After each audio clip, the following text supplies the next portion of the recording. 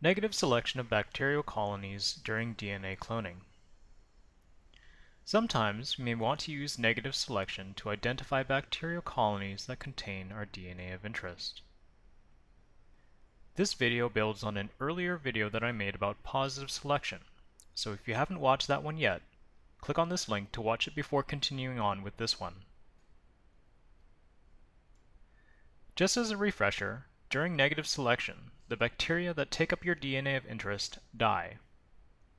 Now, I know that this may sound counterintuitive, but as you will see, there's a very good reason why we might want to do this. Let's pretend that you have a DNA sequence of interest, shown in red, that you want to insert inside of a plasmid vector. We're going to assume that for this example, there are two convenient SAL1 restriction enzyme recognition sites that flank our DNA sequence of interest. Our plasmid vector contains two genes that we're interested in. One is the ampicillin resistance gene that allows E. coli to survive in the presence of ampicillin, and the other is the tetracycline resistance gene, which allows E. coli to survive in the presence of tetracycline. Both antibiotics will normally kill an E. coli cell. We also have restriction enzyme recognition sites where noted. Now, in order to insert your DNA of interest into the plasmid, you cut both with SAL1. Here we can see a magnified view of one of the cut sites. SAL1 recognizes the sequence GTC-GAC and leaves behind a 5' overhang. Here's a schematic of what our excised DNA may look like if the DNA of interest was successfully cut at both SAL1 sites. A similar process is occurring when we cut the plasmid with SAL1. Again, here is a magnified view. Again, SAL1 will cut at the same sequence, leaving behind a 5' overhang. Here is a schematic of what our plasmid cut with SAL1 might look like. If we looked inside our tube, we would see that we now have both our excised DNA of interest and our plasmid cut with SAL1. We want to ligate the two of them together.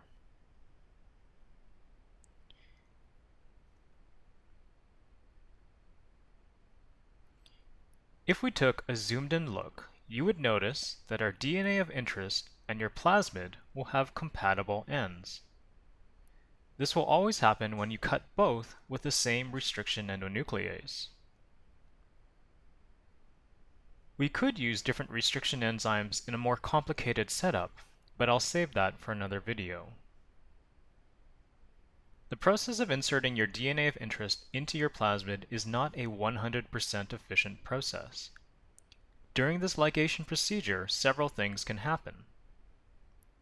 It's possible that your plasmid anneals its ends together, resulting in the same plasmid sequence as before. It's also possible that your gene of interest is successfully inserted into your plasmid. If this happens, your DNA of interest is inserted smack in the middle of the tetracycline resistance gene, making it no longer functional. This is an example of insertional inactivation. The inactivation of a gene caused by the insertion of DNA within its coding sequence. This insertional inactivation will be very important for negative selection. While there are other possible things that could happen, for simplicity's sake, these will be the possibilities that we will be discussing. The end result of this process is that you will have some plasmids that do not contain your DNA of interest, and some that do. You then introduce the DNA into your host cell through transformation. Again, this process is not 100% efficient, resulting in three different possibilities.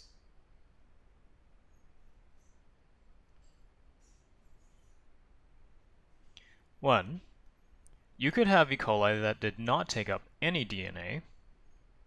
Two, you can have E. coli that have taken up a plasmid that does not contain your DNA of interest.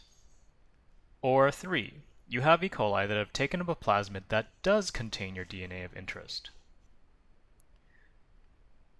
Ultimately, we want to find the bacteria that contain the plasmid with our DNA sequence of interest within it, but we cannot figure this out directly. The first thing we will do is to determine if our E. coli have successfully taken up a plasmid, regardless of if it has our DNA of interest or not. To do this, we plate our E. coli on a media that contains ampicillin. Why did we choose ampicillin? We use ampicillin to positively select for the E. coli that have taken up a plasmid. The bacteria that have not taken up a plasmid die due to the ampicillin. Those that have taken up a plasmid survive due to the presence of the ampicillin resistance gene. Now, we know that the surviving E. coli have taken up a plasmid.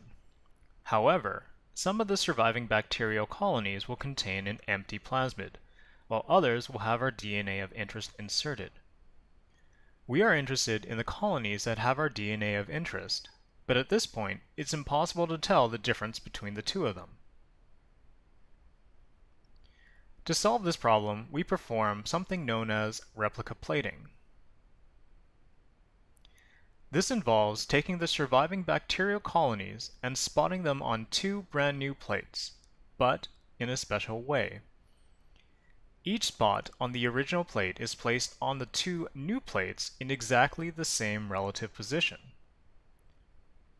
A mark can be placed somewhere on the plate so that the relative positions on the plates can be determined. For example, I would take this spot on the original plate and transfer it to the first new plate at this position. I would then transfer the same spot from the original plate and transfer it to the same relative position on the second plate. I would then repeat this process for all of the surviving colonies on the original plate. The spots of the same relative position will be genetically identical to one another and will replicate a plasmid if it contains one. These two plates are different in one major respect. The first plate contains ampicillin, while the second plate contains both ampicillin and tetracycline. The plates are then incubated and the bacteria are allowed to grow.